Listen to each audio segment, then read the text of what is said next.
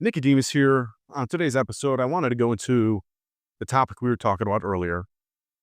The Bible and A Course in Miracles both treat the material world as a distraction from the spiritual truth. I found John 2:15, do not love the world or the things in the world. In A Course in Miracles, lesson 132 out of the workbook, the world is nothing in itself. Your mind must give it all meaning. Can you dive into that? Yeah, there's also another, quote I think we did on one of the previous videos, from the Gospels. I don't remember if it's Matthew, it might be Matthew, where Jesus says, like, "Whoever loves the world, the love of the Father is not in them, and whoever loves the Father, the love of the world is not in them." This has been a big theme throughout probably most traditions and most, you know, teachings that get to the truth of, like, what is the world that we see? Whether you go into the East, Advaita Vedanta, and they're talking about, Shankara, the world is an illusion, God alone is real, the world is God. That was, said thousands of years ago. The world is an illusion, God alone is real. Once we understand that, the world reflects that vision of God.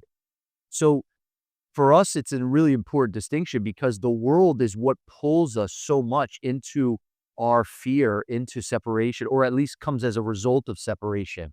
We see the world of form and separate bodies and separate things as a result of the picture of separation from within us. So the world itself is a projection, or it shows up that what we perceive in the world comes from the picture that we project from within ourselves. So the world that you see has very much a lot to do with where you're looking from and you as the dreamer of the dream, as the Course would call it, or the observer, the actual light of consciousness. So I want to read here from lesson 128. It says, "The world I see holds nothing that I want." These paragraphs are pretty powerful. And it's not saying that the world is bad. So I think we need to make that distinction because people could hear this and go, well, what am I supposed to do? Just reject the world? I'm just going to be depressed or live as a hermit. It's not like that.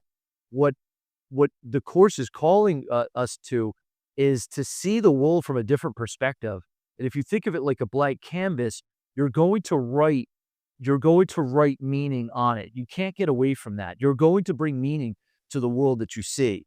And the meaning that you bring is either going to be of the teacher that is the Holy Spirit or of the ego, of the voice of separation. So in lesson 128 says, "The world I see holds nothing that I want." The world you see holds nothing that you need to offer you, nothing that you can use in any way, nor anything at all that serves to give you joy.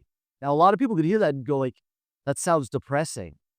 Well, the world cannot do this for you. It's not depressing. It's the what is. And the world can't give you joy because joy is what you bring to the world. It's a very, it's a radical shift. And most people, it's hard for them to make that shift. That it says nothing that you know anything at all that serves to give you joy. Believe this thought that the world I see holds nothing that I want, and you're saved from years of misery, from countless disappointments, and from hopes that turn to bitter ashes of despair. No one but must accept this thought as true. So everyone must accept this thought as true if he would leave the world behind and soar beyond its petty scope in little ways. And this is now I want to stop right there because for most people when they hear that, it's like, wait, what? Now I'll say this part. The lesson after this is beyond this world, there is a world that I want. So it's not that we're trying to reject the world. And I don't think in the Bible that Jesus was saying to reject the world entirely. We're still in the world, but as it says in the Bible, not of the world. So what we're doing is we are transcending the attachment to the world in our mind, in our heart, in our thoughts. And we're exchanging the world that the ego made for a world that is vastly superior, where nothing goes wrong for me. Not to say that I don't have challenges, but everything works together for good in the end. Everything's an opportunity for love and an opportunity for miracles and an opportunity to bring peace and joy. When we make that shift, the world is used for a totally new purpose. So the world in and of itself is actually neutral. It's neutral, like I said earlier, a blank canvas. But if we look at and see the world through the ego, there's nothing that we want there. There's nothing that will serve to give us any type of joy or any type of fulfillment. But when we give the world over to the Holy Spirit, what the Holy Spirit does is transforms all of our relationships with everything and everyone in the world. Then the world becomes an opportunity to heal and to bless and to use it as an opportunity to express miracles. And when we make that shift, it shifts everything, even at the very all the way down to our being. And what the Course would say is we're no longer at the mercy of the dream of life, but we're the one dreaming it. So the world is a reflection of that dream, which is a happy dream of love, peace, and forgiveness.